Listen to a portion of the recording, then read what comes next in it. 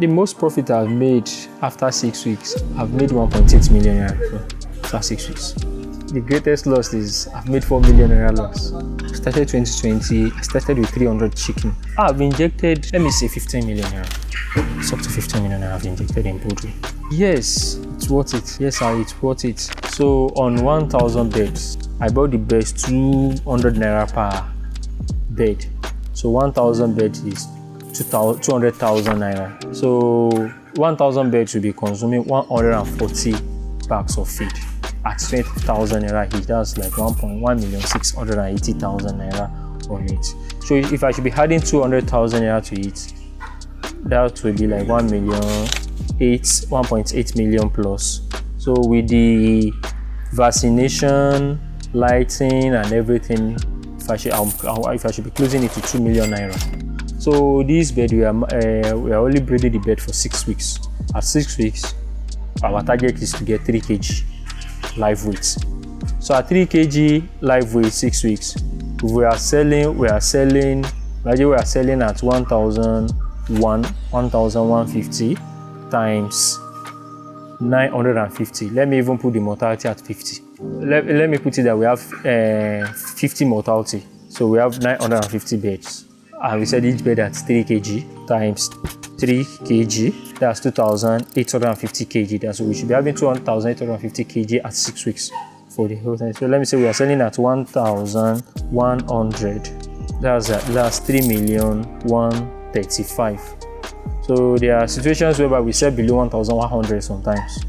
So if I'm to be spending if I should be spending 2 to 2.2 million naira on the beds, and I'm selling, if I'm spending 2 to 2.2 million naira on the beds, if I should sell the bed, I'm making $1 million naira profit on it in 6 weeks.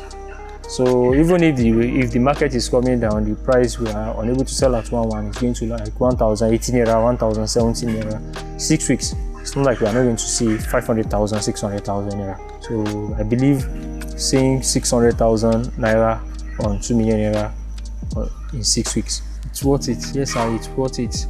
Though the market is a bit redundant at the moment, and I believe it's general for all business, most especially small and medium scale enterprise. So it's really worth it. When I started with something like 300,000 or thereabouts. Well, my 300,000 naira is outside construction of the pen. So after I got the pen, I started by buying day-old chick. So day-old chick, we buy day-old chick, then maybe 200 naira. Depends on timing and seasoning. When Christmas is approaching, Salah is approaching, maybe 3 months to day-old chick, the price go up. So when it's not seasonal period, festive period, it's not expensive. So I'll buy at 200 naira, buy 300 day-old chick. As at that time, feed is like 6,000 plus, 7,000 plus. So when I bought the feed, that's how I utilized the 300,000, including the vaccination, the heating, buying the charcoal also. When you are choosing business to venture into, you look at what you have the capacity, then you look at the market feasibility. And this is one thing about business. I don't like when you start sourcing around for markets where to sell your goods, you start getting bad price. So combining another produce with my fish farming, the best thing I think I can choose is chicken. Generally, the challenges we have in broiler farming, not unlike fish farming, markets for fish farming is more broad. The market is open compared to broilers.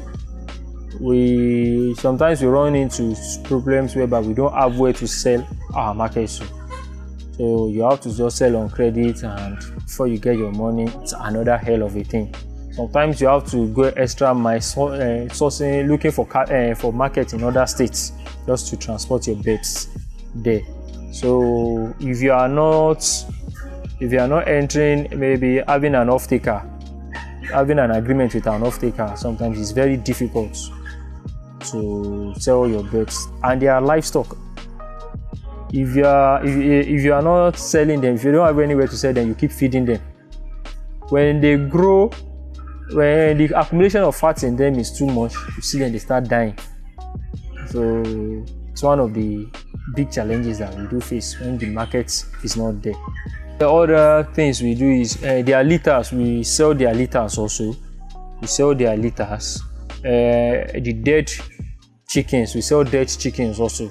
We sell them to fish farmers. We feed them to their fish. I also feed it to my fish also. So it is more like saving me money to buy the feed from the for the fish. So those are the things we do. And if we are not selling our birds live, because we sell our birds in two ways. We have a live kg, we have dressed. So when we are selling live, we are selling dressed is when it's slaughtered, then we sell. So in that way, we'll be able to sell. In dress, we'll be able to sell the liver, we sell the intestine, we sell the head, the neck.